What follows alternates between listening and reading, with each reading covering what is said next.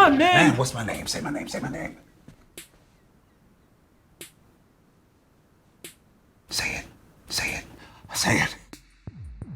Welcome to In Frame Out's Year in Film, where we take stock of 12 months of spectacular cinema and unfortunate rubbish.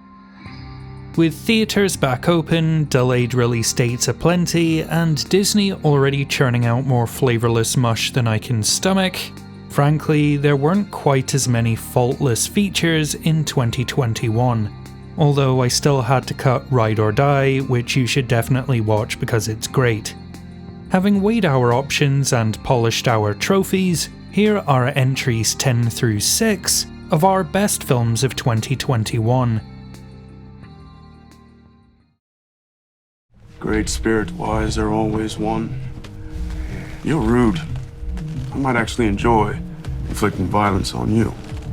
But who knows? Maybe you'll win.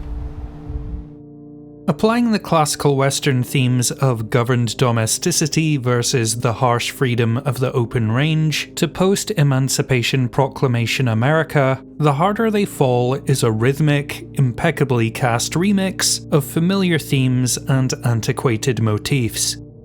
While Django Unchained was an overlong white nerd's revenge fantasy piggybacking on blaxploitation, this wants to set the historical record straight, amplify the forgotten voices of black history, and undo much of the whitewashed harm of the John Ford/John Wayne American mythologizing. What's more astonishing is just how exceptionally cool it manages to look while doing so. Much obliged, motherfuckers.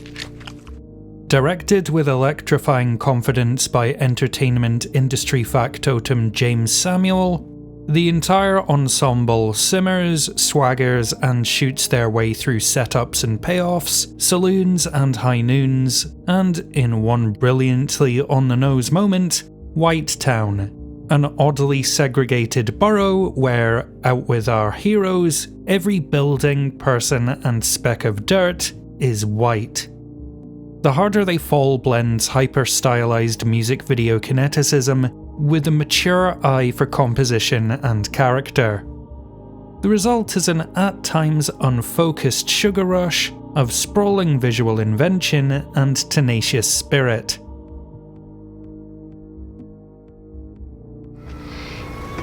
David, I love you, you love me. We're trying to figure this out.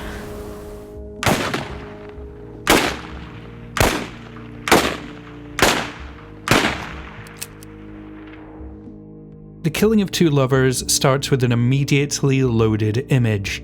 An estranged husband shakily pointing a gun at his sleeping wife and the naked man beside her. It's a hell of an opening, but not one that leads where you might expect. Rather than another sulking, entitled spin on the good man gone bad trope, this is an emotionally murky, red raw look at what happens when you don't give in to resentment. The barren decay of its salt belt setting echoing the splintered affections and stinging cold of a messy separation. Photographed with the kind of matter-of-fact cinematography that opts for excruciatingly long, unbroken takes, writer-director Robert Machoyan refuses to hide behind quick cuts or flashy embellishments, all of which allows Clayne Crawford's hair-raising turn to soar undistracted. His take on our protagonist is that of a man trying to hold it together, unaware that he's long since fallen apart, and it's a performance of staggering vulnerability. The Killing of Two Lovers is the cinematic equivalent of taking a breath and counting to 10, of holding back from something awful and coming to your senses. I cannot recommend it enough. Why you on my Twitter? Why you on my Facebook? Why you on my Tumblr? Why you DMing me? Sis, why you tagging me in photos? You don't even fuck with me. Sis. Let me know. Sis. Let me know. Yes, sis. As far as gimmicks go, basing a movie on a viral, extremely dubious Twitter rant is very on-brand for A24. But as it turns out, you truly can make great art out of anything. Zola answers the question, what if Spring Breakers was Marxist as hell? It's a key dragged along the tacky veneer of capitalistic exploitation, bogus labour practices, surplus value, and the means of production, or in this case, exotic dancing and sex work. On the other hand, it's a speeding condemnation of how social media distorts and fetishizes our most delirious and desperate moments. This isn't to say it's some kitchen sink lecture of muck, mire, and social realism. Primarily, this is a sun-bleached black comedy, where cringing black scents, cultural appropriation, and all the gaudy excesses of Floridian nightlife swirl together in a syrupy, sickening cocktail, soured with laugh-out-loud discomfort and wild left turns. I mean, it's not every day you get to see a prosperity-preaching prayer circle in the back room of a strip club. Oh, I feel him. He moving. He moving. He moving. Three. Father, Son, and Holy Ghost. If you can tap into the wackadoo vibe of this neon road trip, Zola will show you a heck of a time.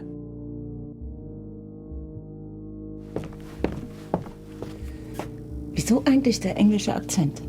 Du scheinst Männer attraktiv zu finden, die etwas leicht Fremdes haben. Nicht einheimisch, aber auch nicht exotisch. Briten eben. A career-focused archaeologist participates in an experiment to determine whether an android built specifically to fulfill her every need can simulate or even exceed the parameters of a loving relationship.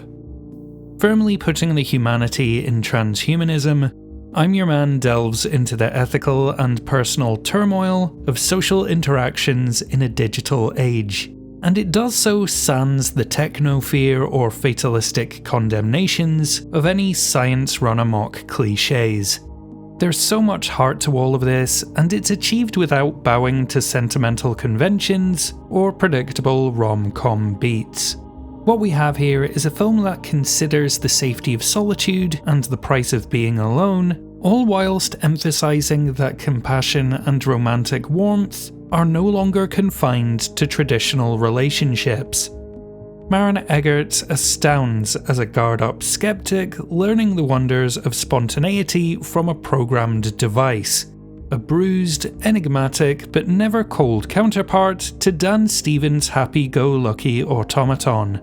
Speaking of Stevens, the fact he became fluent in German just to secure a part in a no-budget indie is further proof on top of an impressive resume that he's the real deal in every regard. I'm Your Man seems to have flown under the radar, so do yourself a favour and track down this 21st century digital joy. What separates blackjack from other games is that it's based on dependent events, meaning past affects the probability in the future. If a player knows the nature of the cards in the shoe, he can turn the house advantage to himself. To do this, he has to keep track of every card that is played. A disgraced veteran and ex-army interrogator tours the United States as a professional gambler, trying to outrun his sins and find understanding in the mathematics of risk.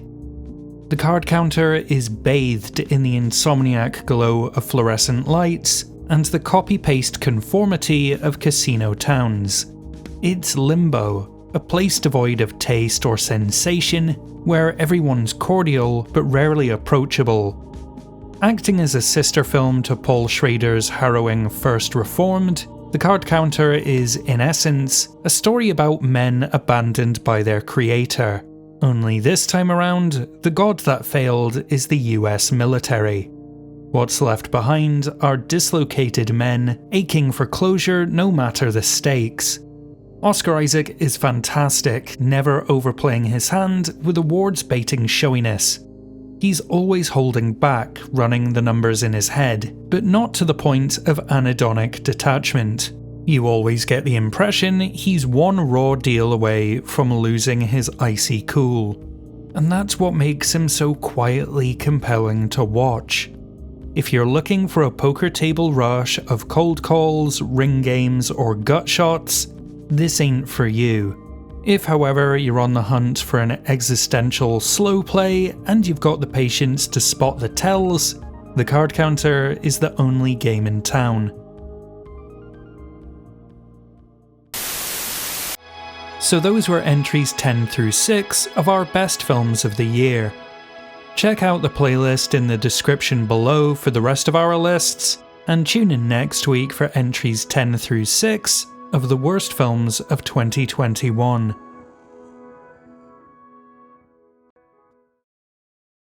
A shout out to our Patreon producers Jennifer C, Claire MD, Becky O and Nicholas Slayer Revere, and all the love in the world to these amazing folks who support us over on Patreon.